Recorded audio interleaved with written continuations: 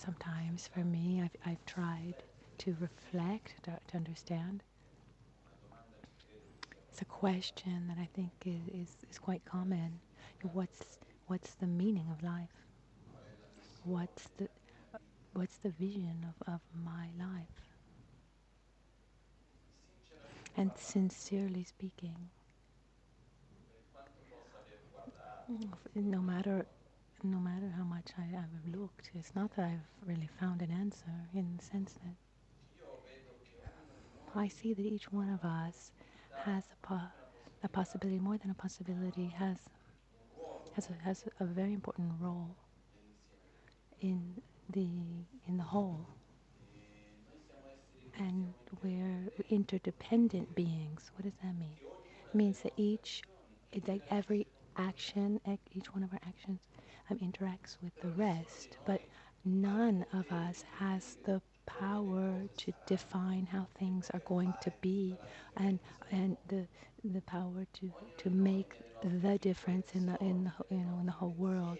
But each one of us, in our choices and our thoughts, we interact with the others, and with that, yes, changes come, you know and then everything that happens is the result of a complex of net of interactions among all living beings, not just human beings, but all phenomenon, all matter. There's this dance of constant interdependence among of us all that brings us to where we are today, as it is. And this makes me recall that expression that nothing is created and nothing is destroyed. It's just all in transformation. Even from the point of view of physics, it's said that energy cannot be created but only transferred. So energy gets transferred from one place to another, from one object to another, but it's not created from nothing. So what does this mean? This means that each one of us, in our actions, we're interacting with others, and everything that happens is as if, like it moves. One thing moves and pushes something in another direction, and there's so many interactions that we can't even perceive. We can't even imagine them, much less perceive them. And one question that we ask ourselves so often, like, why is this like this, and how did this happen? And 1,000 theories come out. So, from our daily life, if we look to, even in our own individual small realities, small, big, whatever they are, generally speaking, they're small, but for oneself, they're big. But in the every time that there's kind of an event that is like clear or good, that's beyond what's considered normal, we ask ourselves, well, how did this happen? Why did this happen? And we try somehow to find an explanation, and inevitably, you know, everyone gives a different explanation. Everyone, gives a version of why this happened like this or like that, and we can talk about it, and we can spend hours, discussing, that it was right, or this, if you had done differently, it wouldn't have gone like this, they shouldn't have done, maybe those who don't have opinions about anything, and there are those who have opinions on everything. It's just the reality of,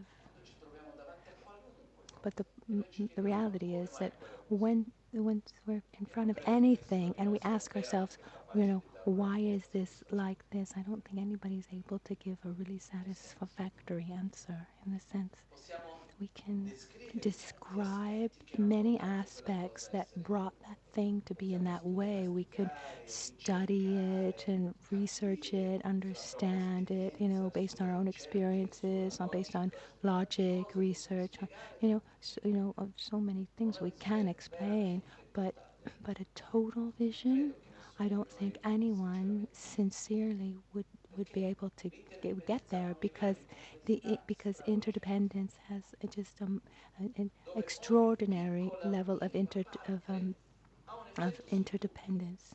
Sorry. So um, even if someone was able to explain it, I wouldn't be able to elaborate it or because it's so complex.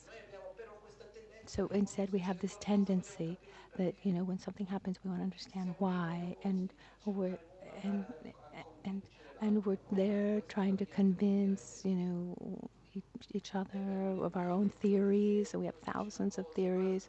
One says one thing, and one says another. It's for this reason, it's for that, and fine. I'm not against the research. How can I say?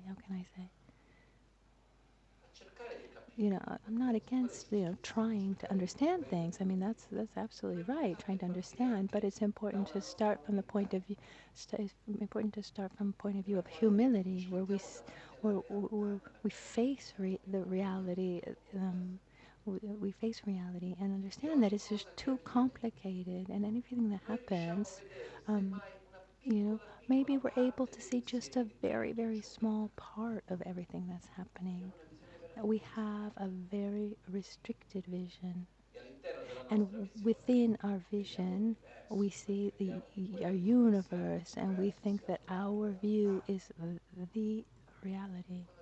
When instead we just see a tiny part of the whole.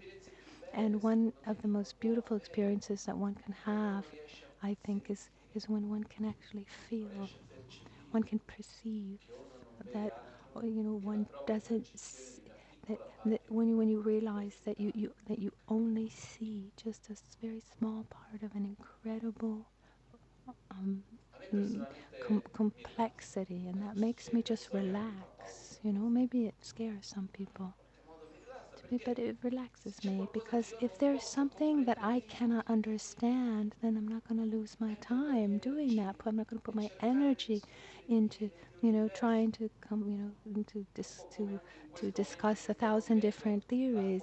It's like in this moment that we're living, there's so many theories about it. Oh, why?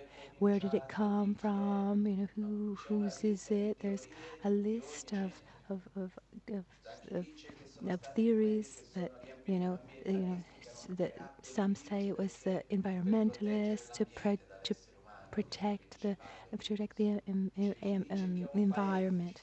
And some say it's one country, and other countries say it's another. Some say because they want to diminish the world population, or they want to, or to prepare the world for a more serious pandemic. I mean, there are thousands of theories out there. Sincerely, I don't have any specific kind of real judgment on any of these, mostly because I don't have the means to understand them. What we have are words. They say that this one said, and what happens is when something is written down, when something is said in the media, I don't know why, but that gets perceived as if it were real. Even the way of speaking, oh, this thing is like this. Why? Where is it written? Well, it's in my WhatsApp feed, and we take it as for truth. I mean, there's something really wrong there. But historically speaking, there are studies that explained, something. I just read something and I don't really remember exactly, but it says that when something is written down, it takes on a particular power, and when something is in the media has a a weight. What's in the newspapers, what's told to us, we take for truth. But the amount of information today is infinite. And today I saw someone speak about something, giving information that were really different from what I perceived directly. It was someone who's in Brazil who wants to keep his church open when the government is asking to close instead. This leader wants to keep it open, let's keep it open and receive as many practitioners as possible, saying that in Europe and in Italy, that that the churches and places of prayer are open. But this person didn't say the rest, that they're open, but they can't receive any practitioners. But the point is that when we hear something, we don't do any kind of fact checking to see if the information is complete or not. If we really did serious fact checking, then for every statement we would have to spend weeks trying to see if it's true or not. But instead, we hear something and we say, oh, this person said this, and then it becomes truth for us. But you know, maybe there are 25 scientists, um,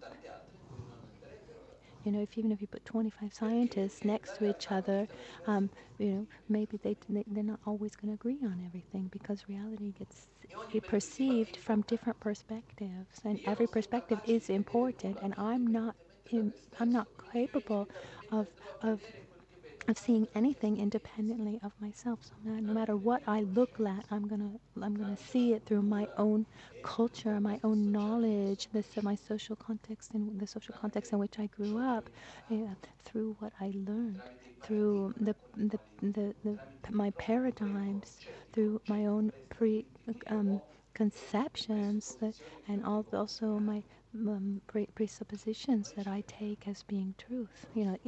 Which we all have. Each one has his own, inevitably. So my point is not to get into judgment about who is right and who is wrong, about this, that, and the other, but the fact to look for oneself without pointing the finger at anybody. Look for yourself, and then relax a little bit. It's like, oh, this is my perception of what is in front of me. And there's so many things, but it's almost all that if we tried to give a complete explanation, we wouldn't be able to. Let me just give any example. Like, we take for granted that I'm here speaking by myself, which is really hard for me. And who's watching from home, I can tell you, those who are watching from home, you know, so I think that when there are lots of people, present during the example, during the teachings, they come out much better. But you know, so here I am. You're listening to me.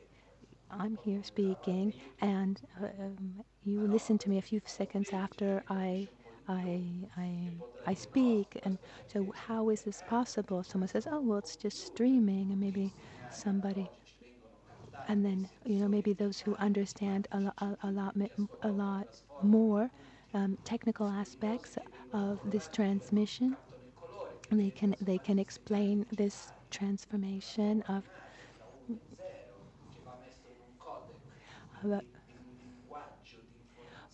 understand more about this this all these technical aspects of the transmission, from the filming, to the streaming that then arrives to you in the form of an image. I'm just imagining about like what the explanation could be, but it's not complete. My explanation. And if we were to analyze really what we're taking for granted, I mean, how does it happen? We could spend lives analyzing here. I mean, how does communication happen, that someone speaks and another one understands? I mean, that's not even obvious. I mean, anything in reality is really complex if we look at it. But there are certain phenomena that we're so used to that we just take them for granted, and others that just go beyond our our normal daily life, and they seem so strange. Like, what's a miracle, for example? It's something very beautiful that we're just not able to understand. That's a miracle. It goes beyond our normal perceptions.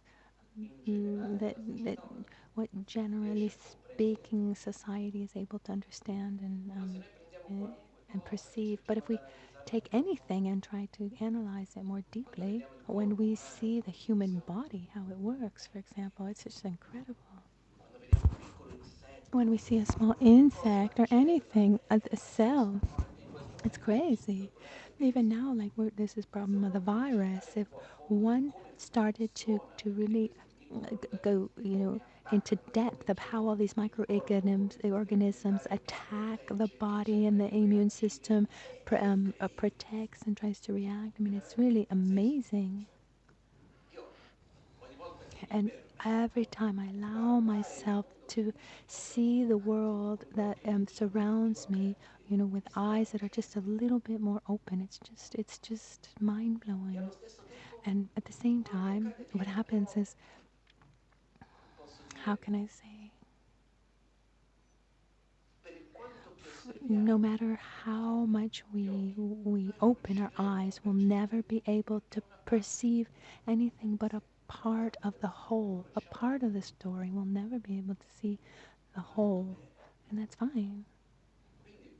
So, have a little humility in understanding that I have my vision, that is not absolute, it's relative. Because it depends on my own experiences, depends on the perspective from which I'm looking. It's not an absolute view. And this is important for all of us to remember. But the point that's more important here is, because I don't have this ability to have this clear vision of why and how things are the way they are, because I don't have the means, maybe one day, becoming a Buddha, I'll be able to have this perfect comprehension of everything. But I can assure you that in this moment, I'm very, very far from that. And since I don't have the means to understand everything and where they come from, I just relax. And I put my energy where I know I can have not control, but where I can direct it with awareness, where I can do something. Because in this moment, it's not why something happened, but how we're going to face this situation. In our everyday life, we wake up in the morning, we have everything to do during the day, and if we were to to analyze how every single thing is the way it is, it would just it's without an end. What's important is that I'm a fundamental part of this existence. No one is indispensable, but without us, reality would be different. Without each one of us, every place, every situation it, would be different without our interaction. This doesn't mean that even people that are seem so important to the world, they pass and the world goes on. So we've had in very, very important people in history, and those people in that body, in that manifestation, they're no longer here. But the world goes on. Some knowledge is lost, and new knowledge is gained. We're all important, but no one is indispensable. Each one of us in acts as a part in the whole, and every part transforms the whole. We live in a society that is made up of families, of individuals. And each one of us, with our actions, with our thoughts, with our choices, with our words, we interact with others and we transform the reality in which we live. So it's important to do as the best we can. I mean, recognize we have our own limits. I'm very far from being perfect, as I think, I think, I, as I think most of the people I know are. I say most, because I mean I don't know people,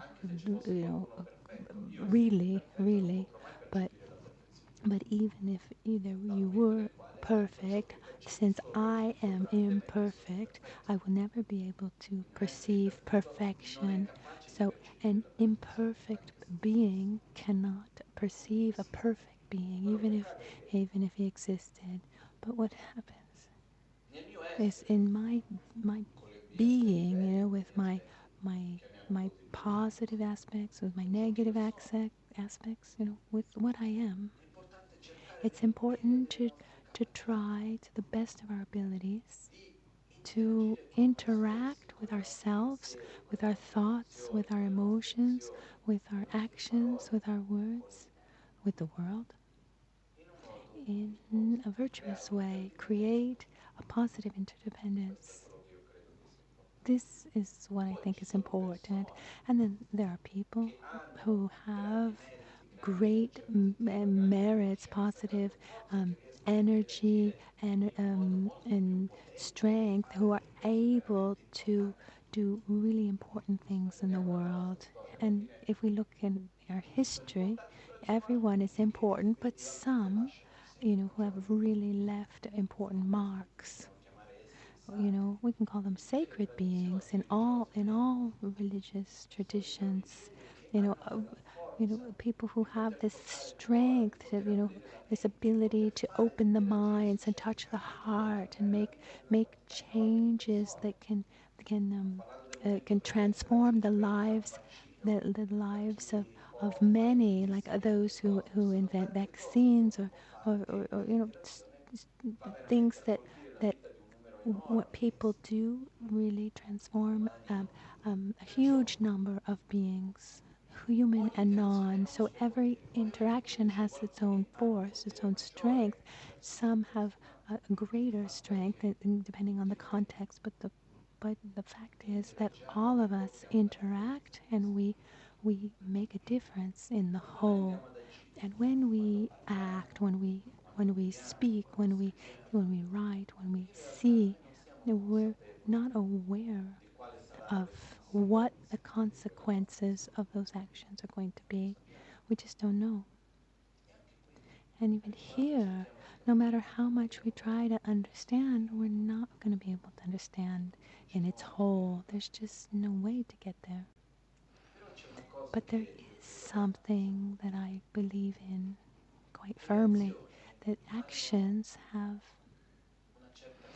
a certain coherence, as explained in the teachings of Buddha, this law of karma, for example. Karma means simply action, means that every word that is said, every interaction done or thought had creates an interaction that touches all the rest, like a kind of wave, that one interacts with another and at the same time creates a kind of force that is going to sooner or later manifest results. So every action brings results, its results. But this interaction has certain rules, let's call them. And one of them is fundamental, is there's a certain level of consistency, of coherence. So let's call it this kind of, when there's an action, let's call it like a kind of the vibration of that action, the motivation, the intention, the emotion of that action. Usually the term motivation is used. The motivation of that action, that is going to have a great effect. And among all of the actions, the strongest are actions of the mind, because what we say and what we do physically are reflections of our thoughts. So what we think is very important. What we feel is very important because that's what is going to manifest itself in our speech and in our actions and interact with all the rest. So what we've seen up to today is that actions that are done with hate, with arrogance, with indifference towards others, with aggression, with violence, bring more suffering. They create a cycle of they create a cycle of negative interdependence. While instead, actions that are done with love, with respect, with gratitude, with compassion, with humility, with awareness, bring a virtuous interdependence that makes people feel good. So more than understanding, trying to understand why things are one way or another, what's important is to put our energy where we have a where we have an amount of control. Like, where am I going to act? What am I going to do? And it doesn't matter what happens. I try to maintain this positive, virtuous interdependence. This is important.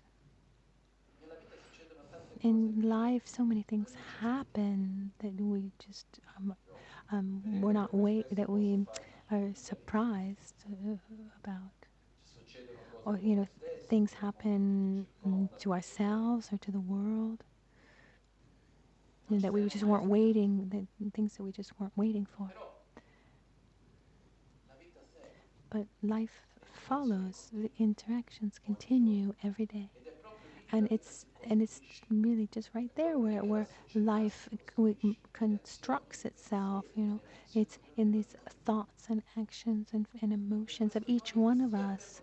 So for ourselves and for our family, for our friends, for this society in which we live, our actions leave an imprint. Today we're influenced.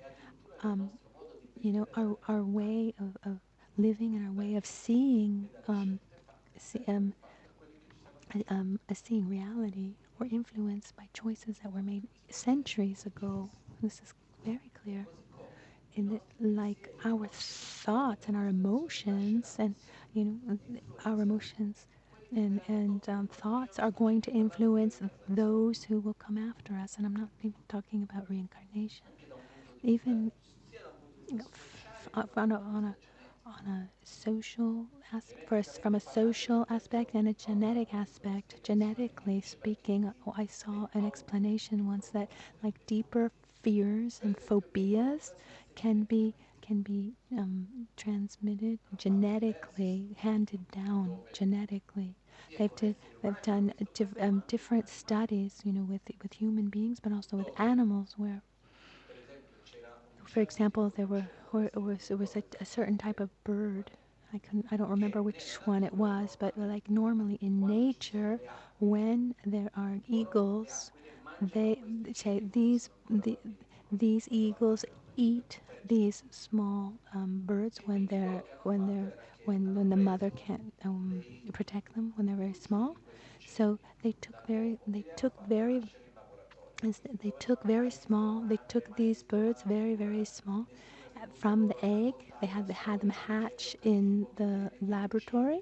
There wasn't the mother, so they didn't learn any of this in nature. They didn't learn about this bird. But then they simulated like the um, the, the they simulated the shadow of this type of bird of prey, and all of these small little birds, they tried to hide and tried to protect themselves as if there was an actual threat there to hurt them.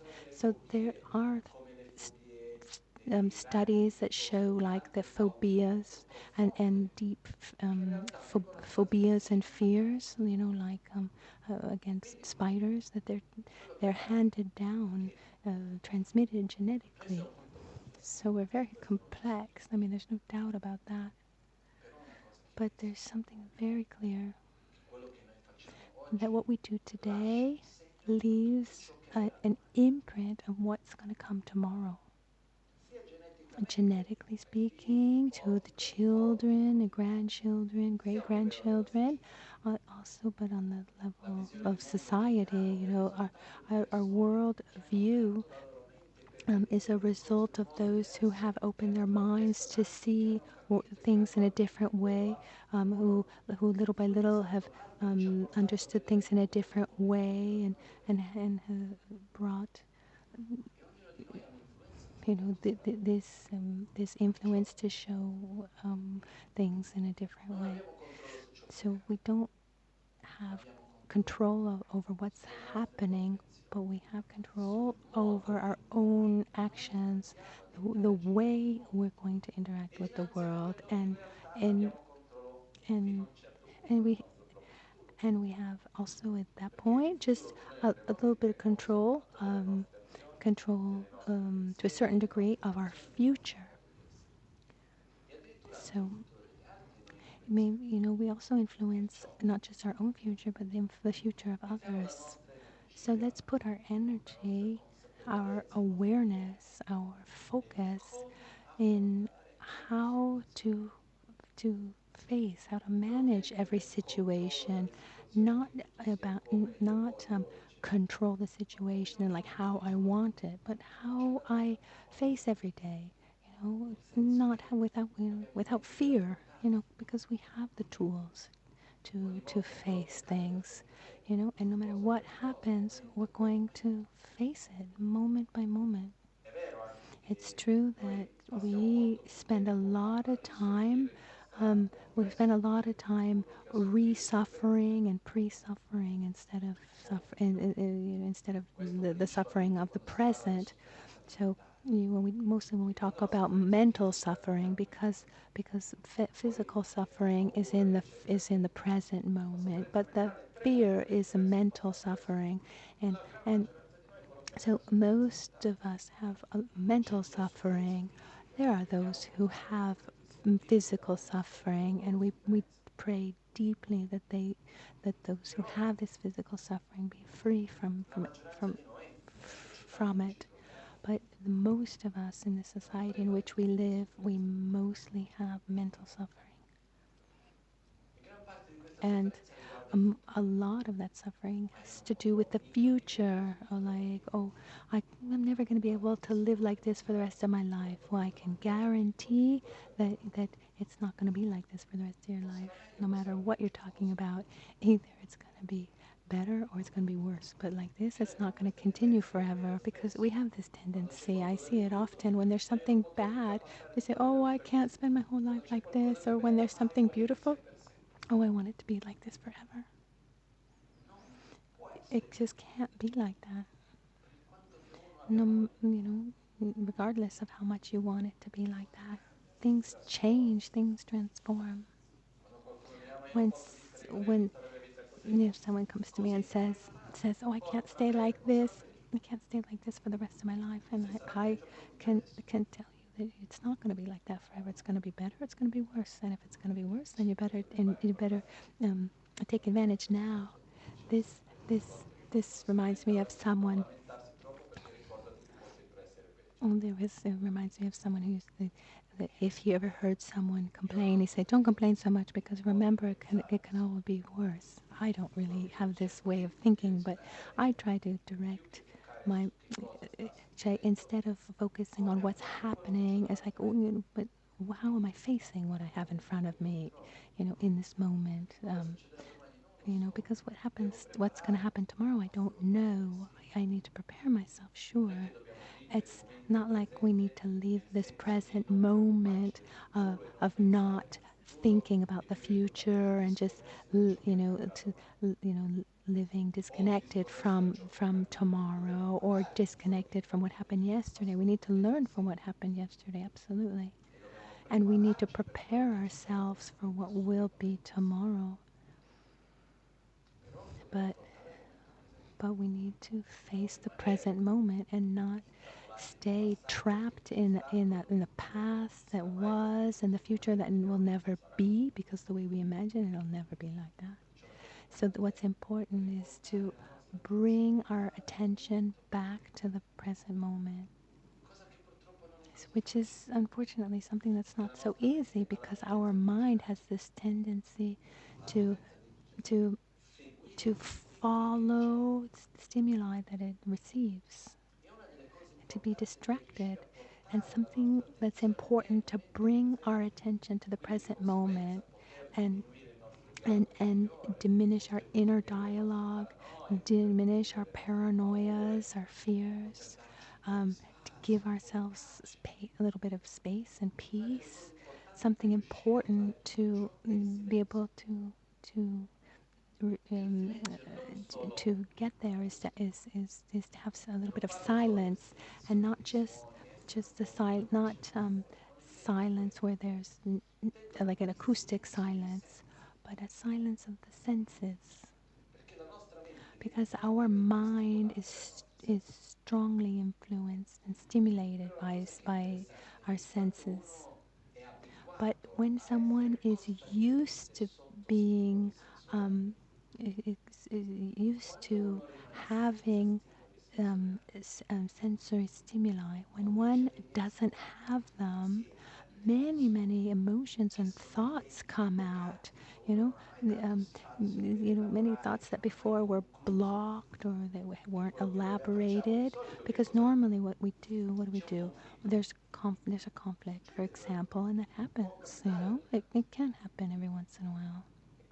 And what happens when there's a conflict? Normally, when there's this like a moment of sadness or anger or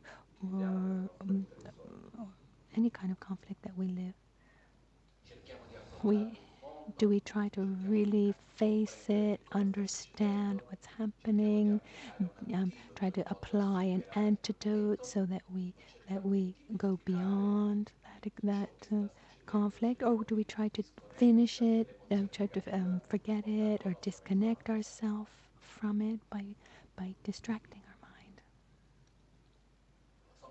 I don't know. What do you do? Unfortunately, I can't have the answer. Maybe somebody likes to write that, but normally, what do we do when we have a moment of strong sadness? Do we try to really go deep? Take a deep breath, create space, try to find out where that sadness comes from, try to understand its root, to apply an antidote. So if it's, maybe it's a sadness of an attachment to a reality that doesn't exist, but I want it to exist. But so I go into meditate on the interdependence on things and the non-existence of intrinsic existence, trying to dissolve the sadness, or do I just pick up the phone, talk to somebody, turn on the TV, take a walk, and try to distract my mind? That's what we do, isn't it? When anger comes, when something comes, our tendency, unfortunately, is to run away from ourselves, not to face ourselves. Face ourselves in the sense of like of holding ourselves, welcoming ourselves, and we don't have this habit of applying antidotes. Mm, we don't have this tendency of going towards a healing. Instead, we have this tendency of just distracting ourselves. But what happens if I'm sad, if I have a sadness, something hurt me, I'm not well, or there's some kind of conflict of any kind. And when I feel that, and I don't feel well, so I don't want to feel bad, so I connect myself with something that will help me forget that thing.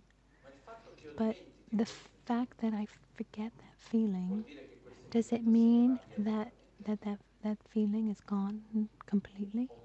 Or momentarily I don't feel it? Momentarily I just don't feel it. And so what happens is that as we live the years of our life. The situations are so many, and hence the conflicts are so many. Some situations reinforce conflicts of the past. There's situations that create new conflicts, and when I mean conflicts, I mean dissatisfactions, resentment, sadness. There are 1,000 different things. Buddha said we have 84,000 mental defilements. Luckily, for each one, there's an antidote. There are 80, 40, there are also 84,000 antidotes. But coming back to us, during our life, we reinforce certain pains, wounds from the past in our mind, and we also create new ones, and also heal it, and we also heal some. But if we don't give space for healing, and to heal, we need to look ourselves in the eye. We need to face. We need to apply an antidote and welcome ourselves. It's not always easy to find the antidote and have the strength to apply it. But the more distracted we are with images, sound, concepts, external things, um, then the less we'll be able to feel what we're feeling inside, and we'll just connect those negative feelings to what's happening outside of ourselves. Like, I'm sad because of this thing, I'm mad because that thing happened. It's not because I have a deep sadness that came from somewhere. Yeah, I don't know where, and then at some point it manifested itself. No, we we we we point the finger to what's happening around us at that moment. When we have this wonderful opportunity, marvelous opportunity to stay in silence, to stay free from distractions, to stay in a period of time with fewer sensory objects, fewer contacts, fewer images, fewer things to read and listen to, then when we allow ourselves this silence, there might be a first moment where it's pleasurable, but what happens then, maybe we start coming into contact with ourselves, with our own fears, with our own doubts, with uncertainties, sadnesses, resentments, everything, even beautiful aspects too, but the negative aspects normally take up space inside, and, and so being alone with ourselves is not easy. I'm sorry if I say it so, but it's necessary if we want to grow. If we want to grow, then we need to have the courage to see the reality of ourselves, which is beautiful. Yeah, it's beautiful, but maybe a couple of shades that are not that can become better. This, at that point when we want to look, really face ourselves, apply antidotes, then we can grow and go beyond these conflicts.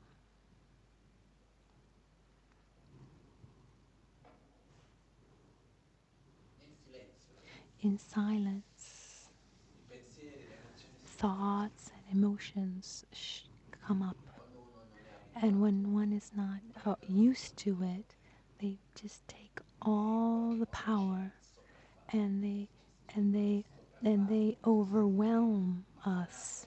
One can feel just overwhelmed by so many thoughts.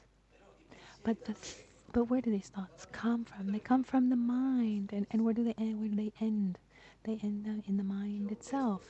There was a text from the Mahamudra from Panchen Losang Gangchen that says, this is specific for those who are meditating, but it's also important for other, in other contexts. It says if you're meditating, and at a certain point, a thought comes out, And that has nothing to do with the meditation you're focused on.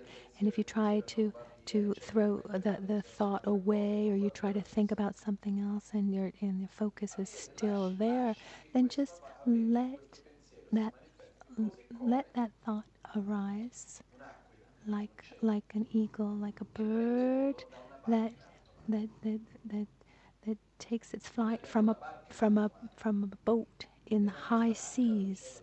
Because if we have a boat in the middle of the ocean, and the bird flies from that boat and flies far, far, far away, but at a certain point he's going to get tired, and he's going to come back to the boat itself, and it goes around, goes around, goes around, and then comes back to the boat. I mean, where do our thoughts come from? They come from our mind. And where do they go back? And they go back into our mind. So anything that arises, anxiety, fear, sadness, or resentment, I know it's not easy what I'm saying, but when these thoughts, these feelings arise, if we're able to simply just breathe and remember that as they arise, they're going to disappear, dissipate. So let's don't put more gas on the fire, and let's not feed them, feed these thoughts, because the more the more we follow these thoughts, the more they develop. And, you know,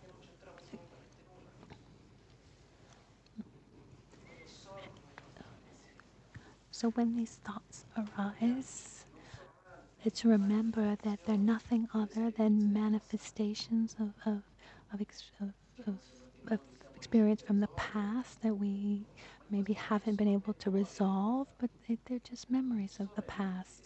They're not events that we are living now. So we come back to the present with our breath, and we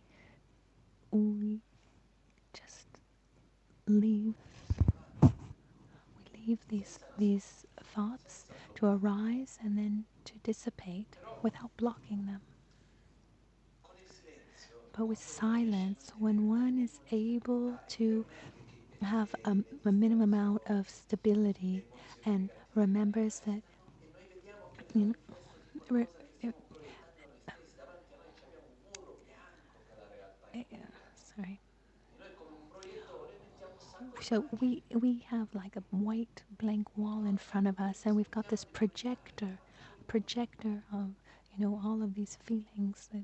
But with the silence, we stop projecting, and it's just we can relax. But we're constantly projecting, thinking that that's reality, and that makes us also react. I project a monster and I run away. I project an object of attraction. I want it, when it's no other than a projection that I myself am creating. I'm not saying that external reality does not exist, but that we live our life through the projections that we create. And most of these projections are related to our past, even often to our own childhood, that really marked us. So we live our present through this. So silence allows us to diminish these projections, and show us that these are our projections. And when the mind calms itself, and we start to turn off that projector and see that it comes from our mind and returns back to the mind, at that point we can choose what image we want to project. We can choose in what direction we want to go. And when we're able to find that silence, inner silence, where there are no thoughts, because there are no conflicts, what's difficult about keeping inner silence, because to have a real inner silence, we need to be at peace with ourselves. If we're not at peace with ourselves, and this doesn't mean that someone should have feelings of guilt, but you know, but you know, but it's when one creates silence, these conflicts arise as if asking for help. So this is a very special opportunity to diminish our objects of distraction, to create this inner space, to understand ourselves better, to look at the priority of our lives and direct our lives, direct our thoughts, our actions, our lives. I invite all of you in this moment to take advantage of this opportunity. Obviously, it's important to understand what's going on. Watch the news a little bit, but today I was even thinking if one takes the time that one has to stay at home and turns off all means of communication and dedicates himself to meditation, prayer, and study, at a certain point when one comes out, when this is finished, it's not that something in the world is going to change because I didn't watch the news, but the world will change depending on where I put my energy and how I dedicated my time. But there are very few people that can have this clarity and put their energy, direct their energy like this. This makes me remember an experience in Tibet many years ago. Oh, sorry, of a story of Tibet, of the king Alantarpa, who who helped Tibet grow a lot militarily and economically, but he was absolutely against Buddhism, and he destroyed a lot of Buddhism. He was with violence. And even today, a little less than I've never seen anyone in the new generation do this, but the older ones, when they meet someone that they respect, like a lama or something, they have this tendency to put a hand on their head, the other hand, usually the left one on the top of the head and the right one behind, and then they stick out their tongue. And they do. Why would they do this? And why they slurp like this? I don't know. But the hand on the top of the head means I don't have any horns, the hand in the back I don't have a tail, and my tongue is not black, because they said that King Lantarpa had horns, a tail, and a black tongue. So it's a way of saying I'm not against Buddhism, I'm not against what's important for us. And so this I saw it done many times, but for a couple of years now, I haven't seen it anymore. So anyway, this king just killed monks, destroyed monasteries. I mean, everything that sustained Buddhism. It was a total tragedy. And there was a small group of monks, of practitioners, who were who were in the who were meditating in the mountains, totally unaware of what was going on. And when they came down from their 12-year retreat or a 4-year retreat, I don't really remember. So usually, I'm sorry, I forget. I have a hard time remembering years and quantities. Anyway, so after many years, 12 years or whatever it was, they come down from the mountain, and they find themselves in a society that was totally changed. But because they stayed that time without being aware of what was going on, that allowed them to cultivate their meditation practice and their studies and their knowledge or their deep experiences, so that when they came back, they had this baggage to transmit thanks to them, they were able to start up again this the richness of Buddhism, and then of course, you know, masters from India came too. But if probably if they were aware of what was going on, then they would have never had that inner space to cultivate the the love and wisdom and these important aspects of the spiritual path. My point is that time is life. Every thought is life.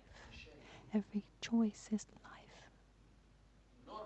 Normally, a big part of our life is not in our own hands.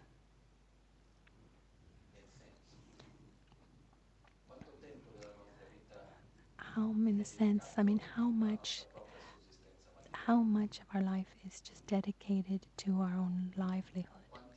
How many years of life, how many hours, if we were to add up all of the hours um, of where one uses one's like intellectual capacity for something that in reality is not a a necessity like for oneself, but for society, for a company, So one does that for an exchange, to help, for one's own livelihood, to satisfy necessities, but also desires, real needs or fake disease, or just desires up to a certain point. So how much time of our life do we dedicate to this? I mean, doing things that if it were just up to us, we'd never do. You know. So how much time is that? From in a childhood, one spends a lot of time studying things that are important for work, and then one spends a lot of time, a good part of life, just working. In 1 year, how many months in a 1 year does one work? 11, 10, 11, 10, 11, 11 and a half, depends. In a week, there are 5 or 6 days.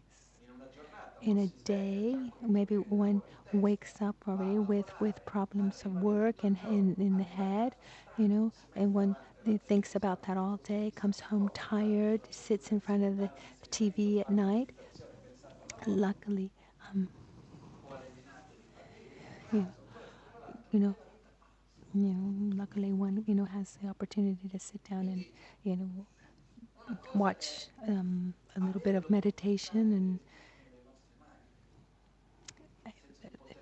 the what's important is being aware of choosing. What do you want to do? So, like now, the people who have to work from home don't have to use that time commuting back and forth to work, but we need to use this time, in the best way possible, without waiting for other external conditions to allow us to do these things. Another aspect is that we need to learn more than learn. We need to use every moment in a virtuous way. Along this virtuous this process, this process of growth, so that we can be of service to others, because we can't expect, to I can't expect to just I I can't expect to just, leave my job and spend the rest of my life meditating in a cave. I mean, you have a hard time spending a week alone. You can imagine how, spending a year, your life in a cave. We need to relate. So our priority is not about what we're doing, but how we're doing it. And so we need to relate positively with work, with ourselves, with our family, and be very careful about how we act. We make sure that we don't react to things to reinforce negative habits, you know, so we always come back to what I talked about the past days and before. In these days where most of us, where all of us are home, most of us are home, we need to try to use this moment to the in the best way possible. But the space we have is limited, and if we fill this space with information that generates fear, then our mind is going to follow that. Obviously, we need to be informed. We need to protect ourselves. We need to respect all the indications that are given to us by those who are responsible. A few days ago, someone asked me, you know, how do you think the emergency is being managed on a governmental level? Sincerely speaking, I don't think that I personally would be able to do better. And I don't wish, that upon myself to have to be in that position. So much respect and gratitude, for those who who put who do their best to try to resolve this emergency, this crisis that we find ourselves, so independently of who it is. I don't understand anything about parties. Politics has never interested me. You know, all these all these political political parties. I've never identified myself with any specific political view.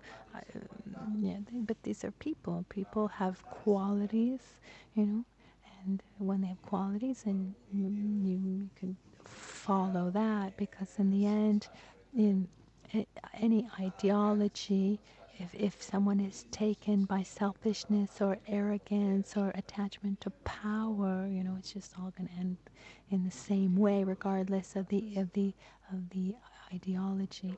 So the person is more important, I think. So what's important in this moment is to take care of ourselves as human beings, beyond ideologies and power, etc. From my point of view, I think it's important to respect, those who are taking decisions, and you know, you know, those, those who have this responsibility that I wouldn't want to have on my shoulders. So I try my best to sustain them with my prayers and in my actions. This is what's important. I think that I'm from the point of view that if I need to choose something, for example, at that moment, in that moment of choice, like who do I want to represent me as a leader, then that's the moment to to make a very informed choice. But once that choice has been made and shared, in the sense that each one has chosen and now we have a result, then we need to support fully, and to whoever is in that position, because it's not because I don't agree with you it's not because I don't agree with you, that I'm not going to help you. Are we children that we're going to just be?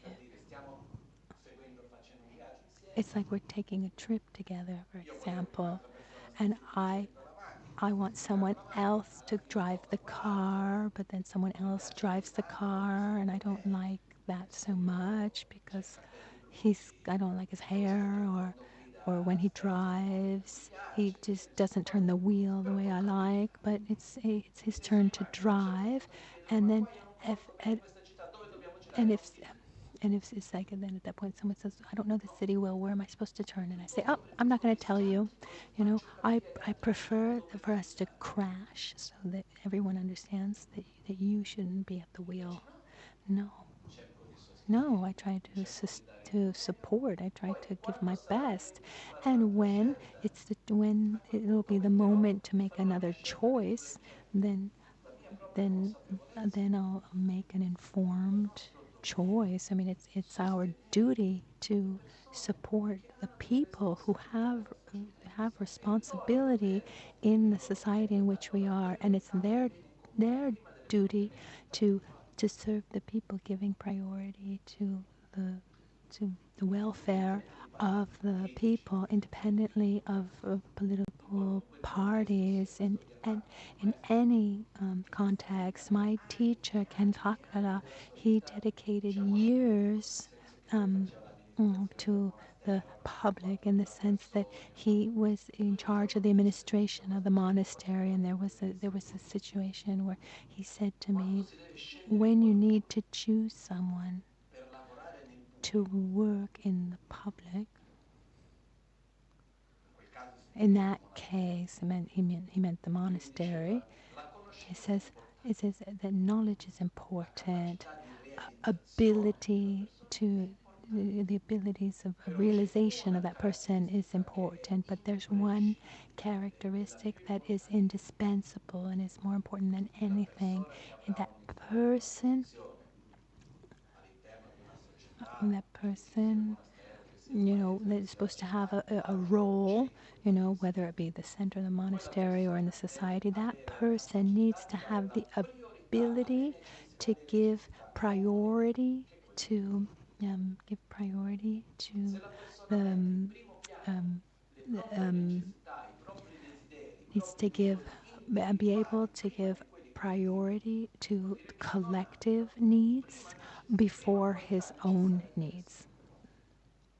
That's the fundamental characteristic.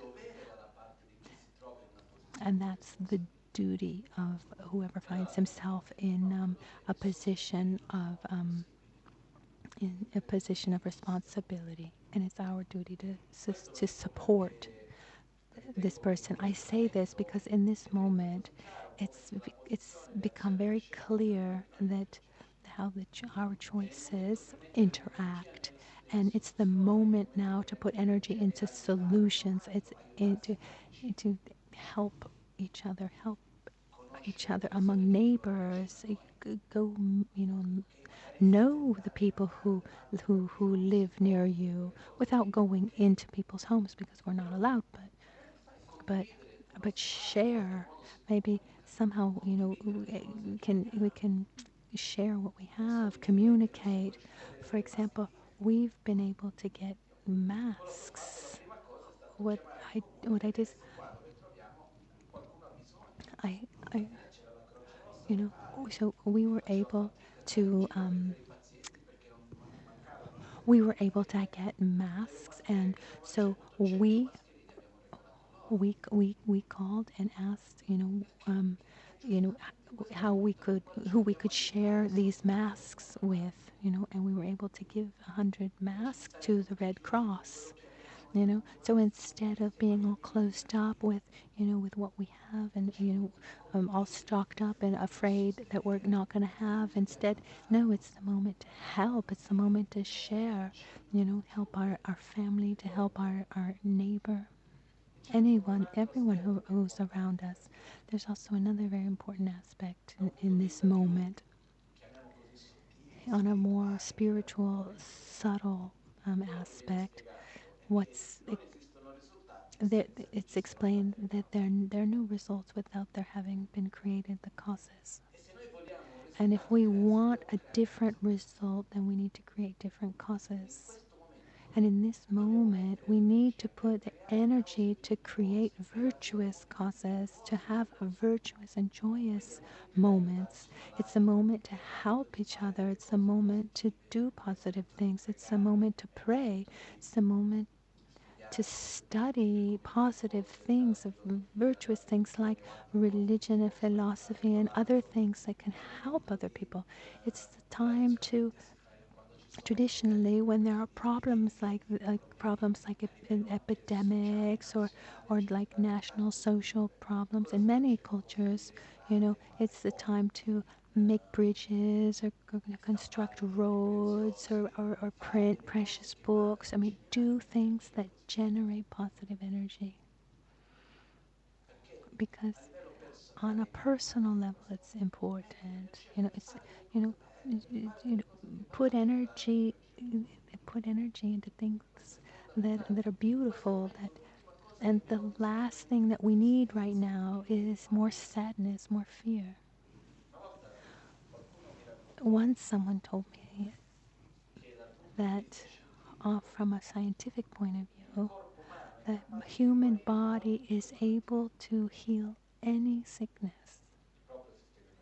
His own immune system is able, but with one condition.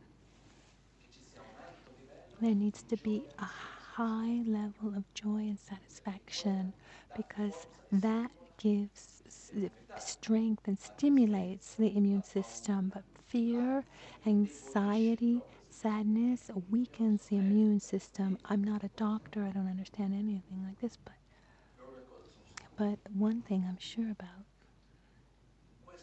in this moment, we need to have clarity of what's going on and take aware, responsible actions. Also, see things, on a like a in a wider perspective. I mean, things things repeat themselves. This has happened in the past, and it will probably happen again in the future. But but in front of this awareness and responsible actions, we should try to use our inner space, our mind, our contacts, our being, in a way that is joyous and virtuous. Someone could ask me, like, how can you talk about joy during such a difficult moment? And it's because it's with joy and with love and the positive things. These are the things that are going to allow us to get beyond, get past this, not with more anger or sadness or resentment or conflict or fear or anxiety. It's not with that we're going to get over this. But when it's true that when we need it most, the more difficult it is to generate it is. So in moments of conflict, those are the moments where we need peace and joy. But in those moments where we need it most, it's difficult. But here this is where all the tools that we have, we need to use the tools we have, diminishing the stimuli, use the tools that we have, and use the energy, use our energy, and direct our energy into that which is virtuous. This is what I think is important.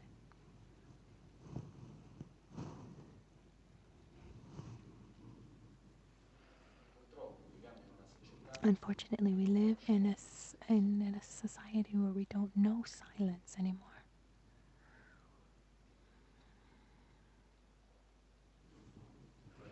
But it's important. Silence is one of the fundamental conditions to know oneself on a deeper level. It's a fundamental condition for a deeper perception of reality, for to develop intuition and more sensitivity. Silence is absolutely beautiful. So let's try to find it. Let's try to give to value it. And last point, something just a quick reflection. In this moment that we're living, at some point, on some level, we've sort of stopped for things that we just took for granted. A lifestyle we took for granted, a way that we acted towards the environment, or the way we related to other people, that we just took for granted. And the sicknesses that are the most widely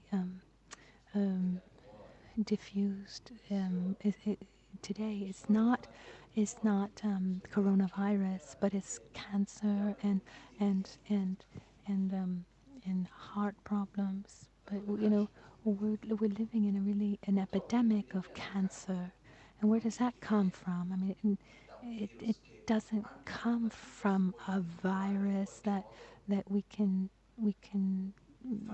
identify and then find a way to keep it from being transmitted. But cancer comes from mostly a from an unhealthy lifestyle that we have um, mm, that we have managed in this last 60 years. And a lot of aspects of this negative lifestyle um, are being stopped during this moment. This running, and also the damage we're doing to the environment. So I hope that this momentary pause, is going to give us space so we can ask ourselves how do we want to start again, but without just thinking, oh, okay, I'm just going to go back. I'm going to go back to the way things were, or oh, I didn't pollute for 2 months, so I'm going to pollute double, or I didn't travel, now I'm going to travel double. So, you know, luckily for us, I mean, what we're missing in these days is the superfluous, and we can see that we can live without the superfluous, without this extra, and we're even better. So I hope that this whole experience that comes from this this suffering experience, this this suffering of those who are sick, and the suffering of those who are taking care of everyone who is touched by this virus. So we pray for all these people who are who are suffering. But even with all of this, there are some some opportunities that have come up from this experience. I mean, nature is showing us its ability to regenerate. Even just it's just a short amount of time, the water, the air. Thank goodness. But since you see it's so difficult to stay alone, we can understand also how important it is to interact with others. Maybe we'll give a little bit more value to exchanging heart to heart with people, and instead of relationships based on the selfishness and grasping um, at at one's own needs. So I hope that we can really take time to reflect on how we want to start again. Everyone's free to choose, but do we want to have more awareness, or just go back to where we were before? I thank all of you who are home, that you're here with us, with um, thank you to be together in this moment, to have these reflections together, to do our final dedication.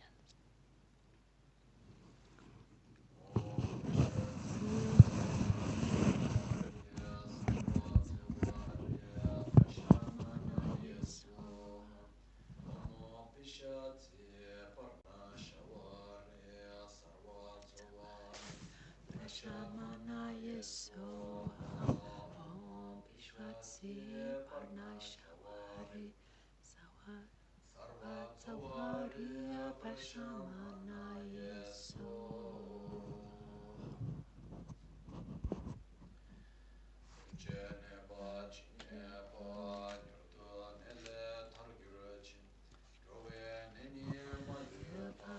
Tatu Jawami Parasho Menam Tidan Degatan Sanam Chetupayi Handra simpo la sopa niche semdan tengyurichi. Chanam kuna lutan sam tuna nepe chinyepa. Tena dagi sonamki Dega gyatso topasha.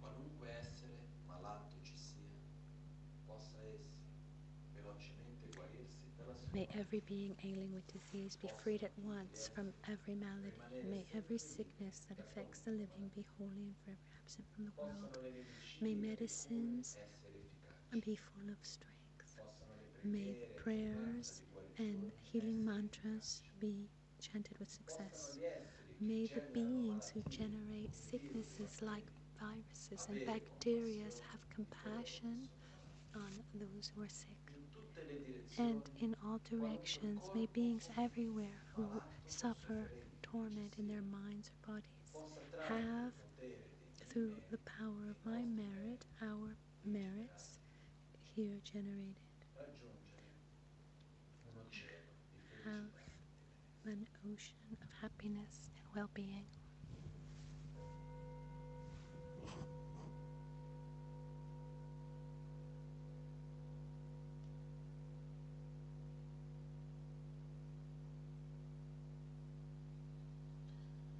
Jetsun lame kutse rabden chin namkar chinle chochur gepadan losan tempe drume sasumki drowe minsel taptu negyurchi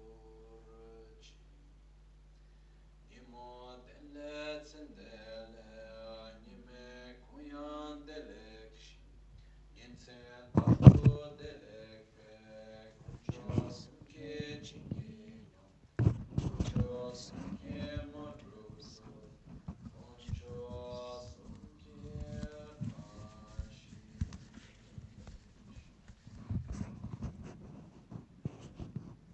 all'alba At o al dawn or tramonto, dusk, di notte at durante night il or giorno, midday, possano i may tre the three gioielli jewels grant concederci us le their loro blessings. benedizioni, May possano they aiutarci help ad us to ottenere achieve tutte le all realizzazioni realizations e and cosparci il sprinkle the sentiero path della of nostra our vita lives con with moltissimi various gioielli signs of amorosi. auspiciousness.